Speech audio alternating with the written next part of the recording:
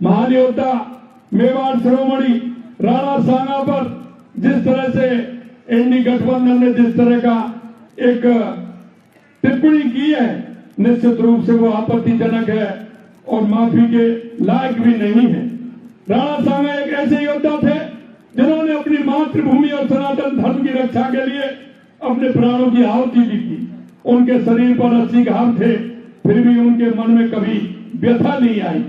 और सबसे बड़ी बात यह थी कि उन्होंने वो युद्ध किया था और वो युद्ध वहां किया था, दुश्मन की मात पर किया था, उनके घर में घुस करके किया था, क्योंकि वहां से आगरा और फतेहपुर सीकरी में जब उनकी सल्तनत थी, उन्होंने पानीपत के युद्ध में उनको धूल चटाई थी और पहली बार धोखे से तोपों का उपयोग किया गया था। महाराणा सांगा ने जिस तरह की वीरता के साथ इस मां भारती के लिए काम किया, आज दुनिया में कोई नहीं कह सकता। ऐसे उनके मन की कभी व्यथा नहीं आई।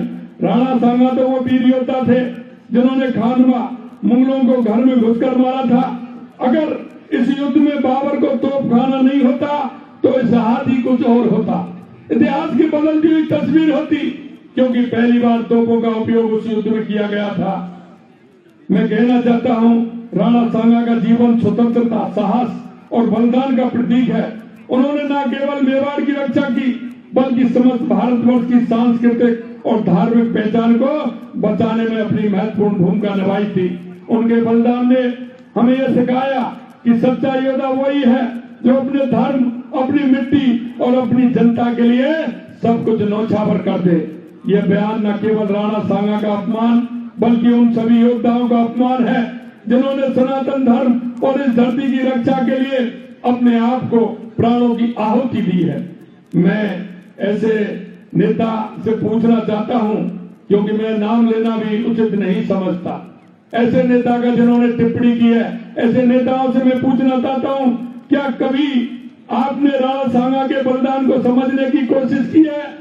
क्या इस मेवाड़ का इतिहास कभी आपने पढ़ा है कि मेवाड़ का इतिहास कैसा है? क्या आपने कभी सोचा कि उनके जैसे योद्धाओं की वजह से ही आज हम अपनी संस्कृति और धर्म को जीवित रख पाए हैं?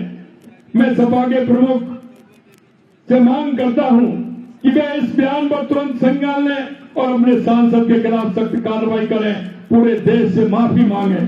मैं सपा वालों को बताना चाहता हूं कि एकलिंग जी की भूमि है, जहां के राणा स्वयं को महाराज न मानकर भगवान एकलिंग को दीवान मानते थे और 36 को उनको साथ लेकर चलते थे।